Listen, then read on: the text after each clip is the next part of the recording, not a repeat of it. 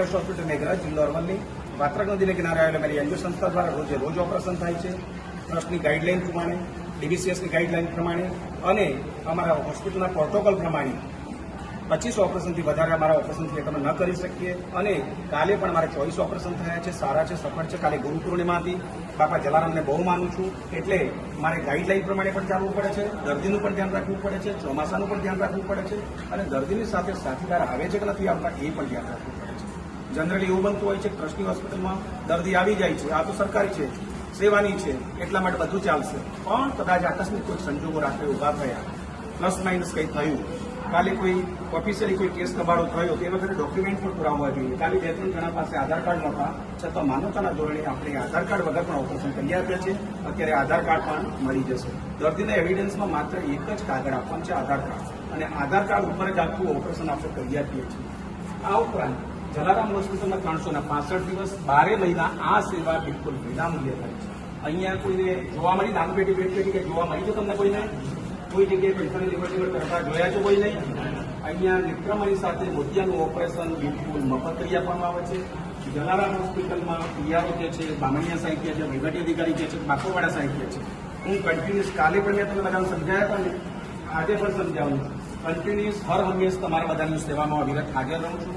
કાલે ગુરુ પૂર્ણિમાના દિવસે મારે 5 થી 6 જગ્યાએ જવાનું હતું। હું રેલ્લાવાડા પણ ગયો હતો, મેઘરજ પણ ગયો હતો, મોરડુંગરી જલારામ મંદિરે પણ ગયો હતો અને મોરડુંગરી જઈને પણ મેં 11 ઓપરેશન માટે દર્દી દાખલ કર્યા હતા અને એ ઓપરેશન પણ કાલે થવાના છે। એટલે આપણે જે બધાએ ગુરુ પૂર્ણિમા મનાવતા હોય પણ મેં 11 ઓપરેશન સાથે મનાવ્યા છે અને આપણા 24 ઓપરેશન ઓલરેડી થઈ ચૂક્યા છે। આ ઓપરેશન જલારામ હોસ્પિટલમાં આપણે કોઈને તકલીફ ન પડે એના માટે વિશેષજ્ઞ તજજ્ઞ એવા સર્જન દ્વારા જ ઓપરેશન થાય છે।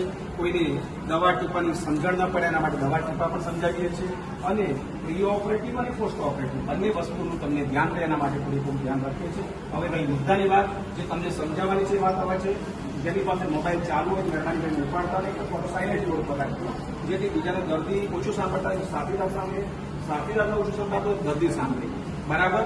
પહેલી સૂચના એ છે, 5 જ મહત્વની સૂચના છે, સંક્ષિપ્ત બતાવી દઉં છું।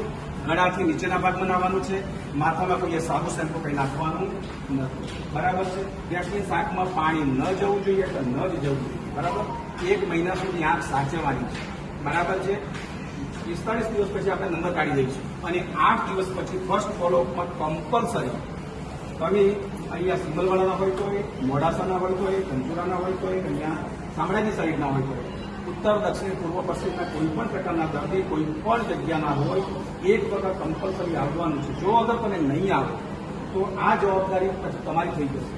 હજી સુધી હું એમ કહું છું, અમારું ઓપરેશન છે, અમારી જવાબદારી છે, શું ધ્યાન રાખવાનું, શું સમજાવવાનું અમારા સ્ટાફ દ્વારા તમને વ્યવસ્થિત સમજાવશે। જલારામ હોસ્પિટલમાં પીઆરઓ તરીકેનું મારું કામ છે, એડમિનિસ્ટ્રેટિવ ઓફિસર તરીકેનું કામ છે, સુપ્રિન્ટેન્ડન્ટ તરીકેની કામગીરી મારી છે, પણ તમને સમજાવવા માટે આપણી પાસે માણસો છે, એ તમને સમજાવશે, તમે સમજી લેજો। બરાબર। આ ઉપરાંત આ જે ટીપાની જે બાટલી આપી છે, આ પાવડર પ્રોટીન ટીપાની બાટલી કલાકે નાખવાના છે। એક ડ્રોપ છે એટલે આ ટીપા પાવડર પ્રોટીન હોય એટલે હલાવી નાખવાના છે। આમાં ટાંકરી મારી નથી પાડવાની। હવે મારા સ્ટાફ પણ તમને સમજાવશે એ પ્રમાણે તમારે ટીપા નાખવાના છે। બરાબર। બીજી બાટલી છે એ સવાર સાંજ એટલે 2 જ ટાઈમ નાખવાની। બરાબર છે। ટીપાની વાત પૂરી, ધ્યાન રાખવાની એટલે પાણી ના જવું જોઈએ એ વાત। ત્રીજી વસ્તુ, કાલે જે ગોળી આપી છે ટેબ્લેટ પંપ, એમાં સિપ્રોફોક્સાસિન છે। બરાબર છે। એટલે એન્ટીબાયોટિક છે, પેનકિલર છે, પેરાસિટામોલ અને ડાયક્લોફેનિક છે અને રેન્જેક। બરાબર છે। ડોમ એટલે કે જે એસિડિટી ન થાય એની પણ ટેબ્લેટ આપી છે। એટલે 3 પટ્ટા આપ્યા છે, 5 દિવસની દવા છે, સવાર સાંજ લેવાની છે। સમજાઈ ગયું? દવાની વાત પૂરી, ટીપાની વાત પૂરી, ધ્યાન રાખવાની વાત પૂરી। અને આજે વાત છે ગુરુવાર।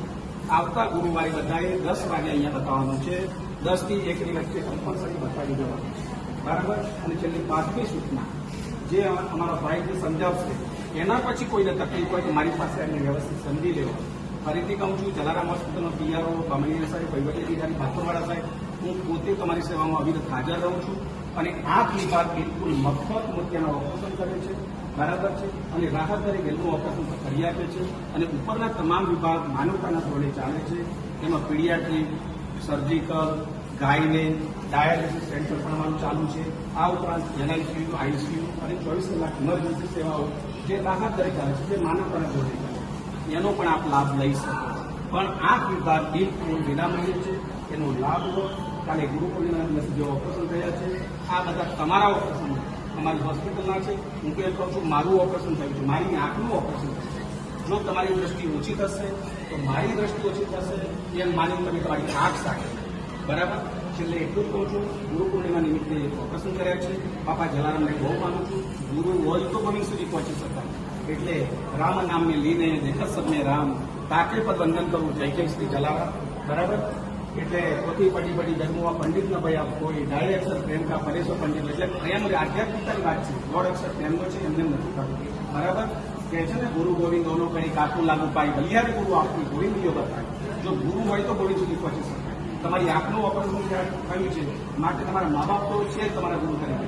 આજના ગુરુ હું છું કે તમારે કમસે કમ પૂછીને જવું.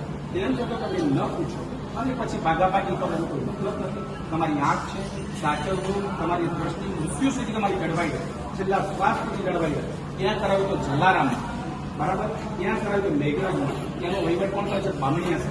તમે આટલું મનમાં રાખશો ને તો મારે કોઈ કર્મ કમાવાની જરૂર નથી. મારે તો તમારા બધાથી આશીર્વાદ મળે છે, શાંતિ મળે છે. તમે હસતા હસતા સારો જવાબ આપો છો અને આટલી સારી કામગીરી અને મફત કામગીરી થાય છે એ જ અમારા માટે લક્ષ્ય છે. વસ્તુ જય જલારામ. જય જલારામ. થોડી દવા છે.